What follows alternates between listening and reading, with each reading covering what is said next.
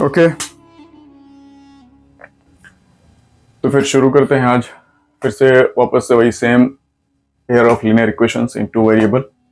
उसका next part जो है, अभी तक हमने जो भी पढ़ाई की है, whatever we have studied till now about pair of linear equation, it was only about the representation, how we can represent the pair of linear equations. There were two ways. First was algebraic representation of a pair of linear equations in two variable.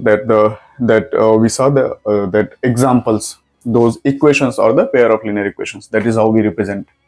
And the other one is graphical representation of pair of linear equations in two variable. For the same, we had drawn the graph for three different questions, for three different situations. We have seen about intersecting lines and coincident line, and the last one is parallel lines. Now moving forward, now we will be talking about how to solve them, what will be the solutions, what are the methods of solution. Before going to that, there are a few things which you need to know as a student.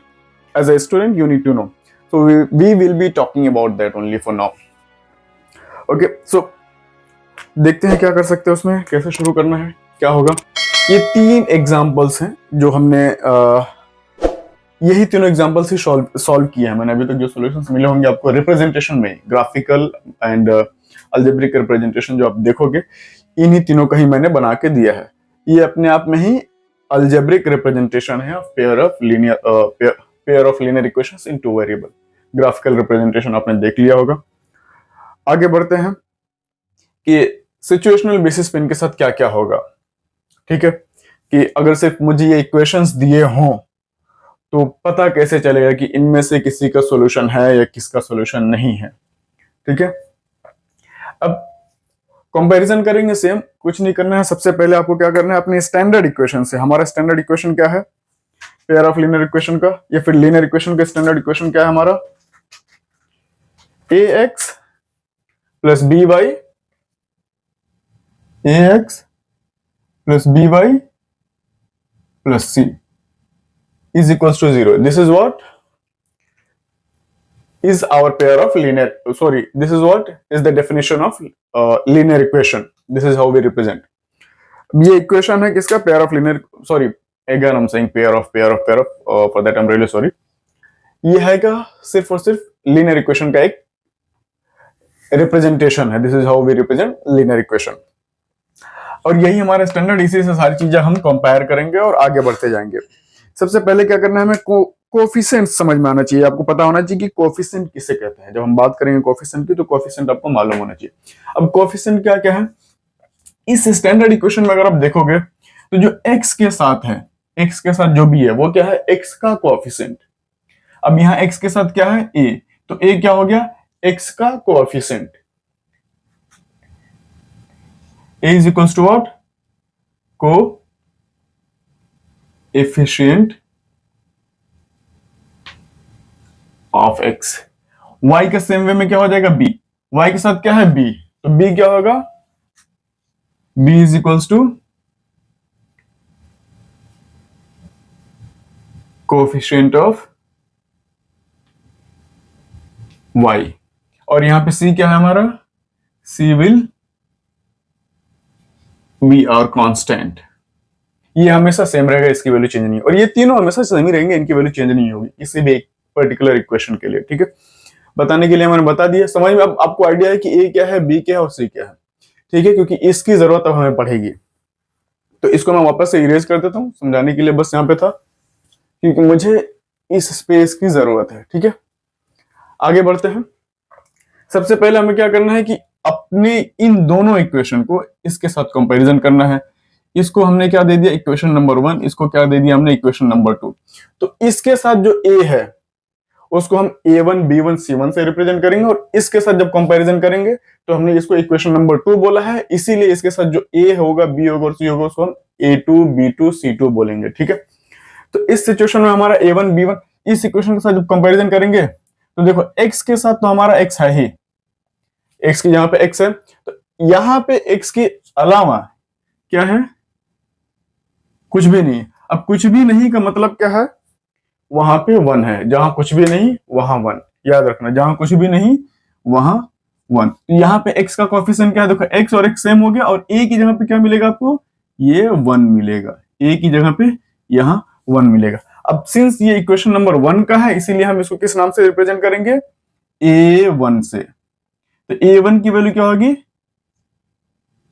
1, ठीक है, a1 की value क्या होगी 1। फिर ये वाले term को compare करेंगे y वाले को। अब y वाले को पहले y वाला ढूंढो, y हमारे पास यहाँ है, y की जगह पे y है, b की जगह पे हमें क्या दिख रहा है, y के साथ जो है वही उसका कोफिशिएंट है, तो y के साथ यहाँ में क्या मिल रहा है 2, इसको भी हम नेम देंगे b1। बट इस बार वैल्यू क्या होगी, यहाँ पे हमारी स्टैंडर्ड इक्वेशन जो है प्लस के साथ है, याद रखना हमारी स्टैंडर्ड इक्वेशन किसके साथ है, प्लस साइन के साथ, और यहाँ पे ये क्या है माइनस, इसीलिए हम इसको क्या लिखेंगे, -2, ठीक है। फिर C1, अब यहाँ पे C1, यहाँ पे कोई कांस्टेंट टर्म है ही नहीं, यहाँ पे C और यहाँ पे कोई कांस्टेंट टर्म है ही नहीं, तो कांस्टेंट टर्म जब कुछ भी ना हो तो हम क्या लिखेंगे, 0, ठीक है। अब ये हमारा इक्वेशन नंबर 1 के साथ कंपैरिजन खत्म हो गया। अब इक्वेशन नंबर 2 के साथ हम कंपैरिजन करेंगे, इनको हम क्या नाम देंगे, a2 b2 और C2। इस बार हम इनको नाम देंगे a2 b2 C2, क्यों, क्योंकि हम इक्वेशन नंबर 2 के साथ अब कंपैरिजन करेंगे स्टैंडर्ड इक्वेशन से। x के साथ x है यहाँ पे, ठीक है, a की जगह पे क्या दिख रहा है 3, तो a1 a2 की वैल्यू क्या हो जाएगी 3। y के साथ y वाले टर्म के साथ जब कंपैरिजन करेंगे, देखो y की जगह पे y, b की जगह पे 4, C2 की जगह पे देखो यहाँ पे प्लस c है, और यहाँ पे क्या आ जाएगा, c की वैल्यू तो है 20, बट यहाँ पे प्लस और यहाँ पे माइनस है, इसलिए -20। अगर प्लस होता तो सेम का सेम आ जाता, ठीक है। अब अगला स्टेप क्या है, हमें रेशियो देखना है, क्या, इन दोनों का a1/a2 b1/b2 c1/c2 का रेशियो देखना है। अब रेशियो का मतलब क्या होता है, सीधा 1 डिवाइडेड बाई अदर, ठीक है, a1/a2 का रेशियो का मतलब क्या हो जाएगा, a1 is being divided by a2, ठीक है। तो जब a1/a2 करोगे आप यहाँ पे सिंपल सा ही मर दो बाहर, जग सुबह घूम जाओ और घूम जाओ, और घूम जाओ,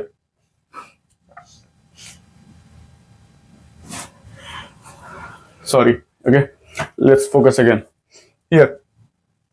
Now what we have to do is that we have to divide a1/a2.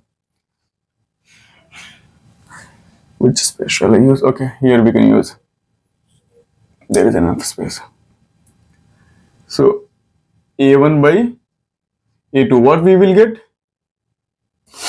a1/a2 is what, 1/3. Why? See, a1, the value of a1 is what, 1, and value of a2 is what, 3. That's why 1/3. Now b1/b2, what is the value of b1, -2. What is the value of b2, 4. Now if you see, a1/a2 is not equals to b1/b2. Why? Because if you can see, 1/3 is not equals to -2/4. You can say, if you will minimize it, what you will get,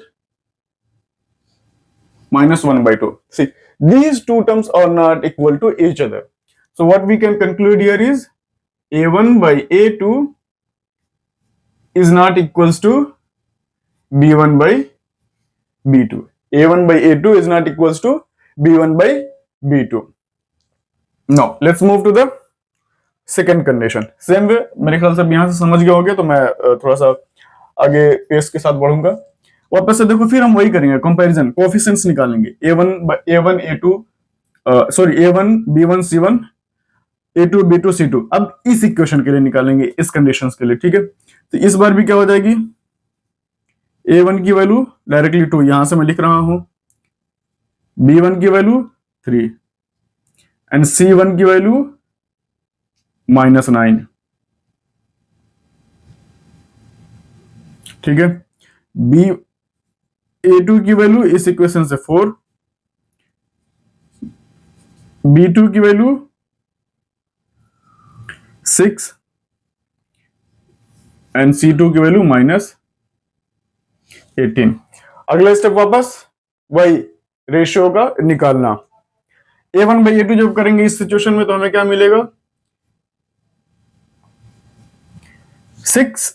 A1 की value क्या है 2 और A2 की value क्या है 4। इनको cancel कर दो तो क्या मिल जाएगा 1/2। 2 1 2, 2 2 4। ठीक है, अब अगला स्टेप क्या है B1/B2। B1/B2 जब हम करेंगे तो क्या है, B1 की वैल्यू क्या है 3 और B2 की वैल्यू क्या है 6। यहां पे देखो B1 की वैल्यू 3, B2 की वैल्यू 6। फिर से 3 1 आर 3, 3 2 आर 6। तो यहां पे क्या मिला 1/2। A1/A2 की भी वैल्यू क्या होगी 1/2 और B1/B2 की वैल्यू भी क्या है 1/2। यहीं पे देख के आपको समझ जाना है कि जब ये दोनों रेशियो, देखो समझ में आ रहा है ना, 1/2 is equal to 1/2। Simple mathematics. जब ये दोनों इक्वल हो जाए तो आपको अगले स्टेप को भी चेक करना है, और अगला स्टेप क्या होगा C1/C2, ये रेशियो भी चेक करना होगा। जब हम C1/C2 करेंगे इस केस में C1/C2, अब C1 की वैल्यू क्या है -9, C2 की वैल्यू क्या है -18। Minus and minus gets cancelled. What you will get is again 1/2. 9 1s are 9, 9 2s are 18. 1/2. If you can see, now all these three terms 1/2, 1/2, 1/2. A1/A2 is also equals to 1/2. B1/B2 is also equals to 1/2. And C1/C2 is also equals to 1/2. तो यहां से हम conclude क्या करेंगे इसके ratio का,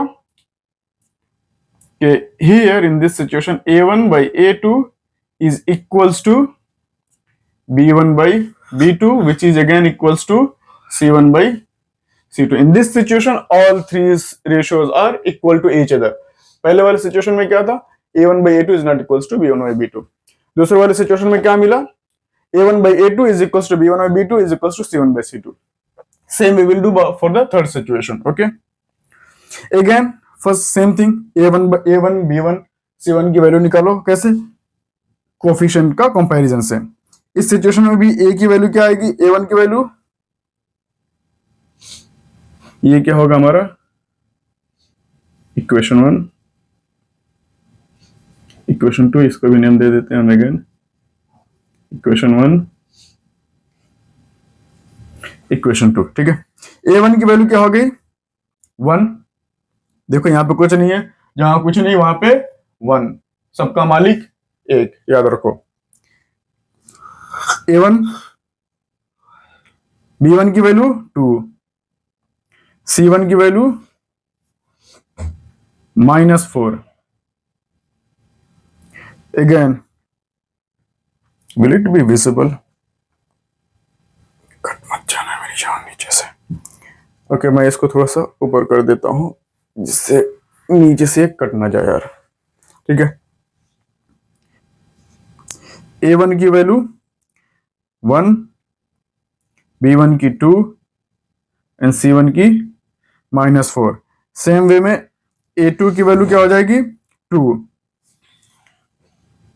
B2 की value 4, C2 की वैल्यू -12। A2 2, B2 4, C2 -12।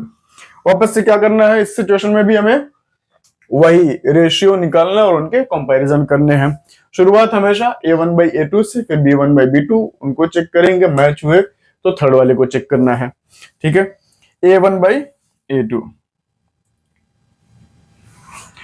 अब यहां पे A1 की वैल्यू क्या है 1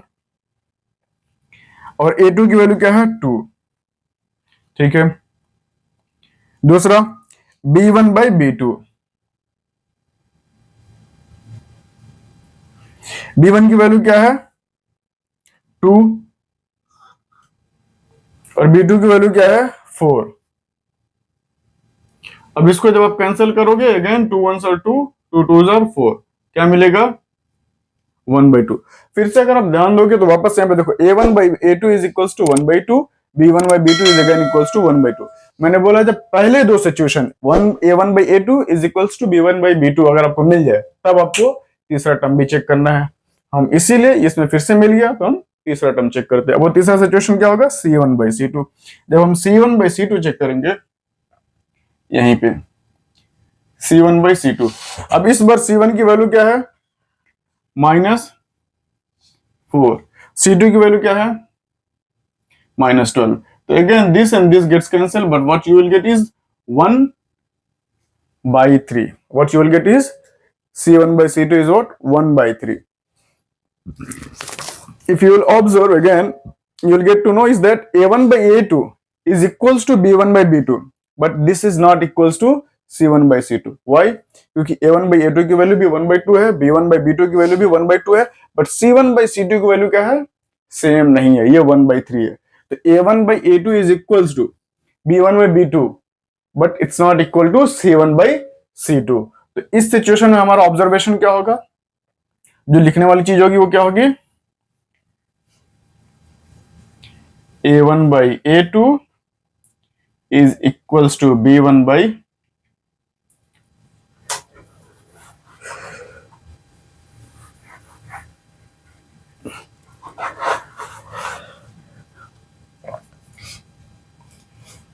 A1 by A2 is equals to B1 by B2, but not equal to C1 by C2।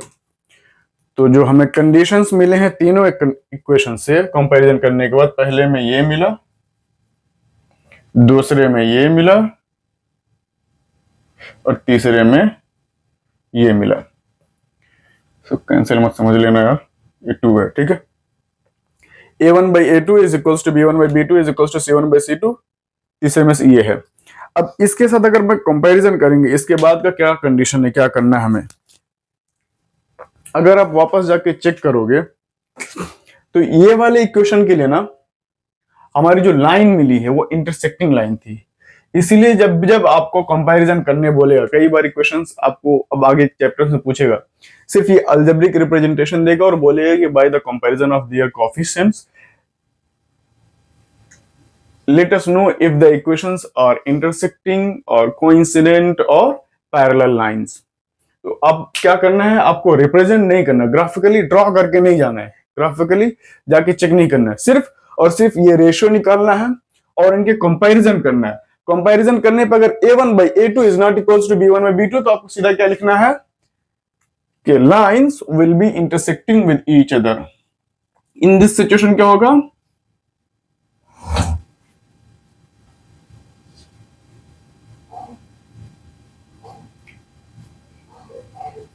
इस सिचुएशन में क्या हो जाएंगे, इंटरसेक्टिंग लाइन, इस तरीके से कहीं पे भी वो इंटरसेक्ट हो रही है। अब ये मैंने क्रॉस मार्क बनाया है कि इंटरसेक्ट हो रही हो, उसको गलत मत समझ लेना यार, ठीक है। यहाँ पे क्रॉस मार्क इसलिए बनाया है, जो ग्राफिकल रिप्रेजेंटेशन होगा कहीं पे भी दोनों एक दूसरे से इंटरसेक्ट होंगे, इस तरीके से मार्क बनेगा, इस तरीके कैसे भी कुछ तो बनेगा, तो इसको गलत मत समझ लेना, मैंने गलत मार्क कर दिया, ठीक है, वो सही है। और जब जब A1 by A2 is equals to B1 by B2 is equals to C1 by C2 हो जाए, तो इस सिचुएशन में क्या हो जाएगा, दोनों लाइनें एक दूसरे से कोइंसिडेंट होंगी। इन दिस सिचुएशन क्या हो जाएंगी, दूसरे केस में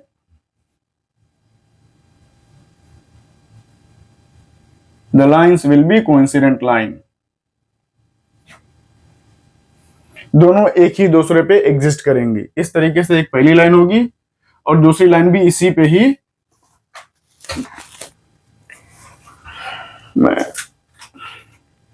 दूसरी लाइन भी इसी पे ही ऐसे आगे एग्जिस्ट करेगी दोनों। मतलब ये मैंने इसको L2 से रिप्रेजेंट कर दिया और ग्रीन वाले को L1 से रिप्रेजेंट कर दिया, दोनों लाइन एक ही। इनको भी मैं लाइंस के नाम दे देता, L1 L2, आपको अब गलती नहीं होगी, ठीक है। तो दोनों लाइन एक ही साथ रिप्रेजेंट करेंगे एक ही पाथ पे। और जब तीसरा सिचुएशन आ जाए कि A1 by A2 is equals to B1 by B2 but which is not equals to C1 by C2, in that situation क्या होगा कि दोनों लाइनें पैरेलल होंगी, both the lines will be parallel to each other, ठीक है। इस situation में क्या होगा कि दोनों लाइनें एक दूसरे के पैरेलल होंगी, कहीं पे भी इंटरसेक्ट नहीं होंगी। तो उनका ग्राफिकल रिप्रेजेंटेशन क्या होगा कि both the lines will be parallel to each other.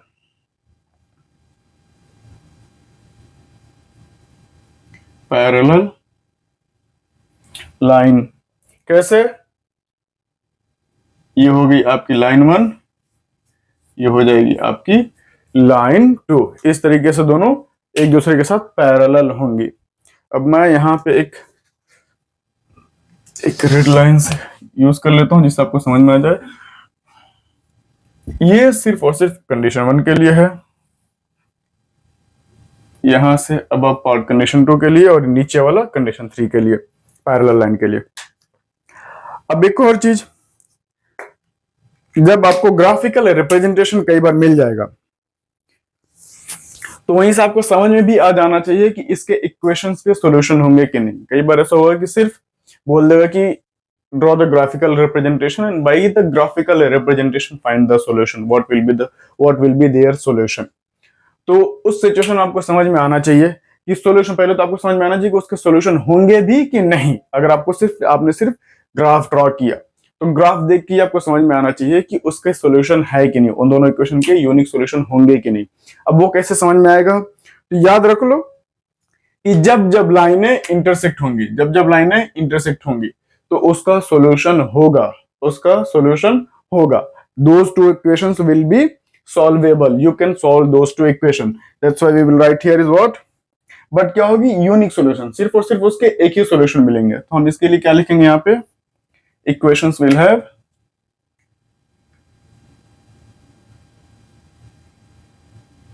Unique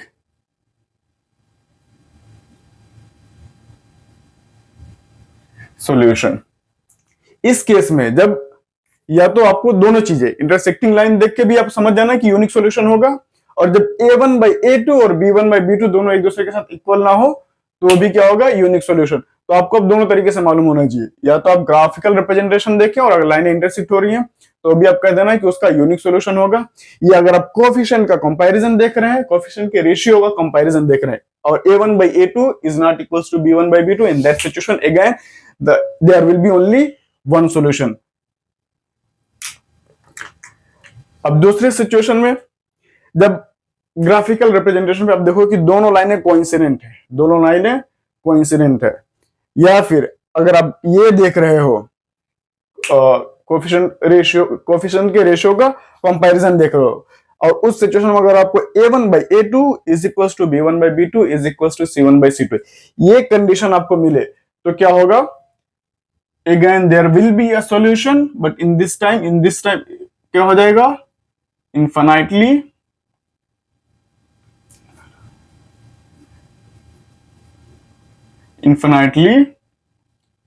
many solution। अब इस केस में मल्टीपल सॉल्यूशन होंगे, इस केस में क्या होंगे, मल्टीपल सॉल्यूशन। कब, जब दोनों लाइनें एक दूसरे पे कोइंसिडेंट होंगी, या फिर और जब कोइंसिडेंट होंगी तो ये कंडीशन जस्टिफाई होगा ही होगा। वो क्या होगा, a1 by a2 is equals to b1 by b2 is equals to c1 by c2। ये हो गया तो क्या होगा, इसके इन्फिनिटली मेनी सॉल्यूशन होंगे। यहाँ पे भी सॉल्यूशन है और यहाँ पे भी सॉल्यूशन है। याद रखने वाली चीज है क्या है, यहाँ पे भी सॉल्यूशन है, इस केस में भी सॉल्यूशन है जब a1 by a2 है और b1 by b2 दोनों इक्वल नहीं है। और उस सिचुएशन में क्या होगा, लाइनें इंटरसेक्ट होंगी, तो इस सिचुएशन में भी सॉल्यूशन है, बट इस सिचुएशन में सिर्फ और सिर्फ एक सॉल्यूशन है। और इस सिचुएशन में भी सॉल्यूशन है जब लाइनें एक दूसरे के कोइंसिडेंट हो रही हैं, और जब कोइंसिडेंट है तो इनके कोएफिशिएंट का रेशियो तीनों आपस में इक्वल होगा। तो उस सिचुएशन में क्या होगा, सॉल्यूशन तो होगा बट इसके मल्टीपल सॉल्यूशन होंगे, इनफिनिटली मल्टीपल सॉल्यूशन, जिसको हम और आप काउंट नहीं कर सकते। अब तीसरे सिचुएशन में क्या हो जाएगा, जब लाइनें पैरेलल होंगी, ग्राफिकल रिप्रेजेंटेशन अगर आप देखोगे और लाइन एक दूसरे से पैरेलल हों, और जब लाइन पैरेलल होंगी तो उनके कोएफिशिएंट का रेशियो का जो कंडीशन मिलेगा वो इस तरीके से मिलेगा। क्या होगा, a1 by a2 is equals to b1 by b2 but not equal to c1 by c2। तो इस सिचुएशन में क्या लिखना है हमें, नो सॉल्यूशन।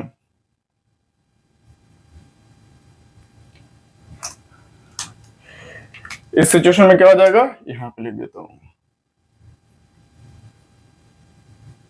तीसरे सिचुएशन में क्या हो जाएगा, इसका कोई भी सॉल्यूशन नहीं होगा। These two equations will not be solvable।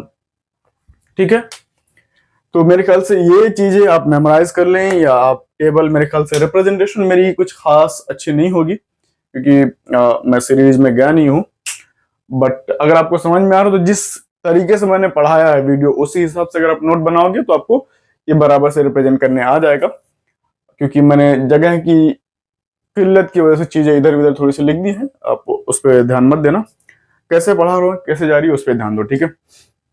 तो ओवरऑल अगर आप देखोगे क्या करना, अब इसमें सीखने वाली चीजें क्या थी, जो रिवीजन है, याद रखने वाली चीजें, points to remember. Points to remember क्या है, यूनिक सॉल्यूशन। अब यूनिक सॉल्यूशन के लिए कंडीशन क्या क्या है, अलजेब्रिक कंडीशन क्या होगी कि जब उनके कोफिशिएंट का आप कोफिशिएंट के रेशियो का आप कंपैरिजन करें तो a1 by a2 is should not be equals to b1 by b2। कब, जब यूनिक सॉल्यूशन हो। और उसका ग्राफिकल रिप्रेजेंटेशन क्या होगा कि दोनों लाइनें एक दूसरे के इंटरसेक्ट होंगी, both the lines will be intersecting to each other, ठीक है, यूनिक सॉल्यूशन के लिए। इनफाइनाइटली मेनी सॉल्यूशन के लिए क्या कंडीशन है, कोफिशिएंट का रेशियो का जब आप कंपैरिजन करोगे तो a1 by a2 should be equals to b1 by b2 which should be again equals to c1 by c2। मतलब तीनों एक दूसरे के इक्वल होने चाहिए, तब क्या होगा, इनफाइनाइटली मेनी सॉल्यूशन। और इनका ग्राफिकल रिप्रेजेंटेशन क्या होगा कि दोनों लाइनें एक दूसरे के कोइंसिडेंट होंगी, एक ही पाथ पे दोनों लाइनें ड्रॉ हो जाएंगी, और इनके कितने होंगे, infinitely many solution. You and I can not count that, okay. तीसरा कंडीशन क्या है, नो सॉल्यूशन। नो सॉल्यूशन कब होगा, जब ग्राफिकल रिप्रेजेंटेशन में दोनों लाइनें पैरेलल होंगी। पैरेलल अगर आपको याद होगा कि वो ट्रेन की दो पटरियों वाला इक्वेशन, ठीक है, दोनों लाइनें ट्रेन की दो पटरी आपस में पैरेलल होती हैं, और जब पैरेलल होंगी तो उस वक्त कोई भी सॉल्यूशन नहीं होगा। और उसका अलजेब्रिक रिप्रेजेंटेशन क्या होगा, अलजेब्रिक रिप्रेजेंटेशन से अगर कोफिशिएंट का रेशियो का कंपैरिजन करेंगे तो क्या मिलेगा आपको, a1 by a2 with a1 by a2 should be equals to b1 by b2 that should not be equals to c1 by c2, ये वाला कंडीशन, ठीक है। तो मेरे ख्याल से इतनी चीज आप याद रखो, यही सारी चीज आपको आगे की क्वेश्चंस में यूज करने हैं। आगे के जो एक्सरसाइज आपके 3.2 और आगे के जो भी 3.2 के बाद हैं उसमें भी यही सारे कंडीशन आपको याद रखना। तो ये पेज आप कहीं पे भी अपनी जो चैप्टर शुरू करेंगे, जो आपकी नोटबुक बनाएंगे, तो चैप्टर शुरू करने से पहले एक ब्लैंक पेज रखो और उस पेज पे ये बना के रखो आप, और इसको मेमोराइज कर लो, रट्टा मार लो कि यूनिक सॉल्यूशन कब होगा, इनफिनिटली मेनी सॉल्यूशन कब होगा और नो सॉल्यूशन कब होगा, ठीक है। बस आज के लिए इतना ही, और आपको मालूम है क्या करना है, लाइक सब्सक्राइब और शेयर करके ऑन रखो, ठीक है।